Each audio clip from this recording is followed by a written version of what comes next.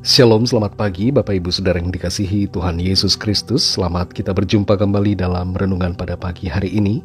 Kita bersyukur karena kebaikan Tuhan yang selalu Tuhan limpahkan atas kita setiap hari. Kuasanya tidak pernah berubah, dulu, sekarang, dan selama-lamanya. Sebelum kita mendengarkan renungan firman Tuhan, mari kita berdoa.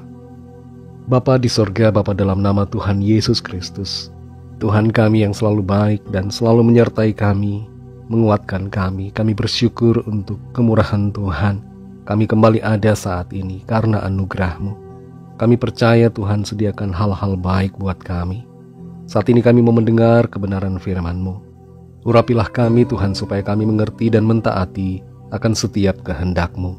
Dalam nama Tuhan Yesus kami berdoa. Haleluya, amin. Saudara yang dikasih Tuhan, ayat firman Tuhan saat ini terdapat dalam Injil Lukas pasal 16 ayat 30-31. Tertulis demikian. Jawab orang itu, "Tidak, Bapak Abraham, tetapi jika ada seorang yang datang dari antara orang mati kepada mereka, mereka akan bertobat." Kata Abraham kepadanya, "Jika mereka tidak mendengarkan kesaksian Musa dan para nabi, mereka tidak juga akan mau diyakinkan, sekalipun oleh seorang yang bangkit dari antara orang mati." Saudara yang dikasih Tuhan, kalau kita membaca dan memperhatikan keseluruhan Alkitab, maka kita dapat melihat dan menemukan bahwa mujizat tidak selalu mempunyai efek positif terhadap orang yang melihat atau mengalami mujizat. Sebenarnya mujizat adalah manifestasi kuasa Tuhan yang Tuhan nyatakan dengan maksud agar setiap orang yang melihat atau mengalaminya mengambil suatu sikap iman untuk percaya kepada Tuhan. Tapi pada kenyataannya, tidak semua orang mempunyai respon yang sama terhadap mujizat. Ada orang yang percaya kepada Tuhan ketika melihat mujizat, tapi sebaliknya ada orang yang tidak mau percaya dan tidak mau diyakinkan sekalipun sudah melihat mujizat. Firaun adalah salah satu contoh pribadi yang tidak mau percaya kepada Tuhan, meskipun sudah begitu banyak mujizat yang ia saksikan. Sebagian dari bangsa Israel juga bersikap yang sama hakikatnya. Sekalipun mereka telah melihat dan mengalami mujizat Tuhan, telah mengalami pertolongan yang luar biasa dari Tuhan, tapi mereka kemudian tidak benar-benar beriman kepada Tuhan, khususnya ketika mereka mengalami kesukaran. Jadi mujizat tidak selalu membuat seseorang beriman. Orang yang mengasihi Tuhan akan beriman kepada Tuhan sekalipun tidak ada mujizat. Tapi sebaliknya orang yang tidak mau percaya kepada Tuhan, yang bebal hatinya, meskipun ada mujizat yang dia lihat dan alami, tetap tidak akan percaya. Dalam Lukas 16 ayat 30-31 ini tertulis tentang seorang yang kaya yang hidup dalam gelimang harta tapi kemudian meninggal.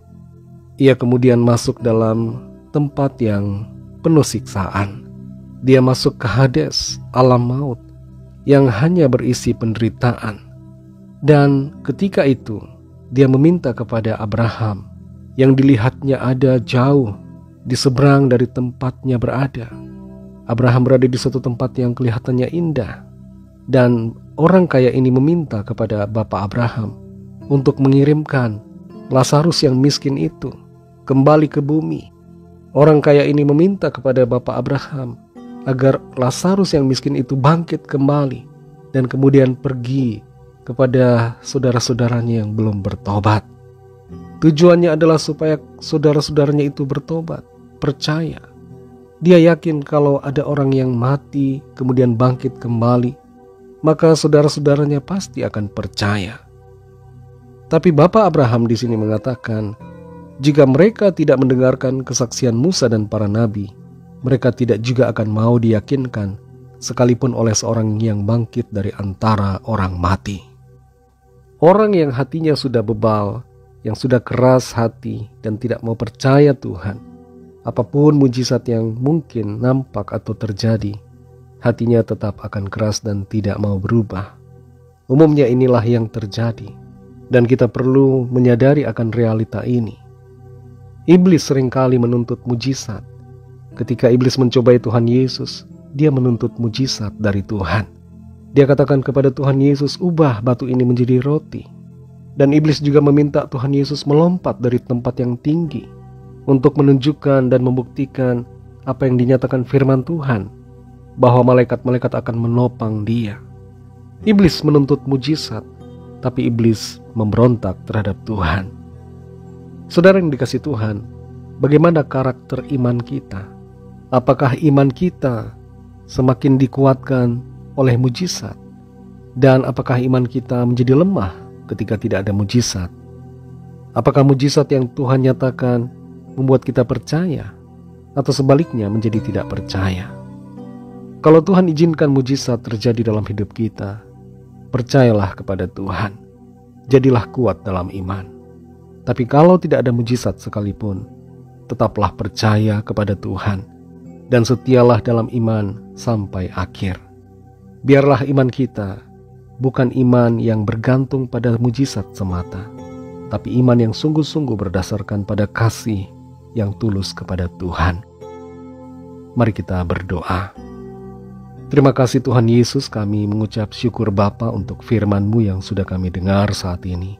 Kami bersyukur karena firman-Mu kembali mengajar kepada kami tentang iman yang sungguh kepada Tuhan.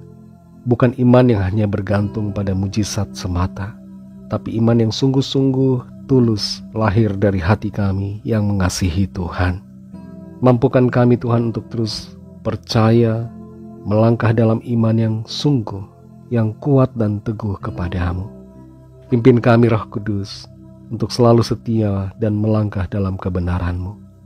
Berkati kami Tuhan di sepanjang hari ini, dalam segala tugas aktivitas kami, dalam studi, pekerjaan, usaha, pelayanan, dan dalam segala hal yang kami kerjakan.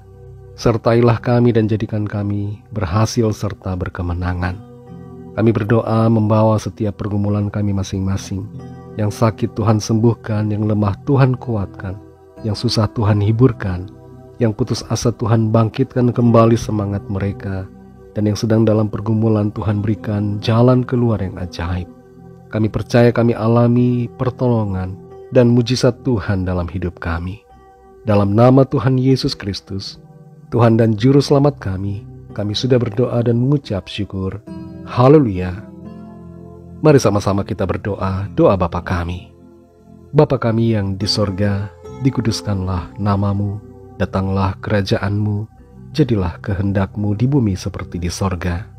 Berikanlah kami pada hari ini makanan kami yang secukupnya, dan ampunilah kami akan kesalahan kami, seperti kami juga mengampuni orang yang bersalah kepada kami. Dan janganlah membawa kami ke dalam pencobaan, tetapi lepaskanlah kami daripada yang jahat. Karena Engkaulah yang mempunyai kerajaan dan kuasa dan kemuliaan sampai selama-lamanya. Amin. Terimalah berkat Tuhan. Tuhan memberkati engkau dan melindungi engkau. Tuhan menyinari engkau dengan wajah-Nya dan memberikan kasih karunia. Tuhan menghadapkan wajah-Nya kepadamu dan memberikan damai sejahtera. Berkat dan anugerah Allah Bapa, kasih karunia dari Tuhan Yesus Kristus, dalam persekutuan dengan Roh Kudus, menyertai kita semua, sekarang ini dan sampai Maranatha Tuhan Yesus datang kembali, dan bahkan sampai selama-lamanya. Dalam berkat nama Tuhan Yesus Kristus, haleluya, amin. Puji Tuhan, saudara yang dikasihi Tuhan, saya percaya firman Tuhan menjadi berkat dan kekuatan buat saudara semua, dan Roh Kudus akan menolong saudara untuk lebih lagi memahami kebenaran firman Tuhan dan hidup dalam kemenangan. Tuhan Yesus memberkati saudara semua. Sampai jumpa dalam renungan yang berikutnya. Haleluya.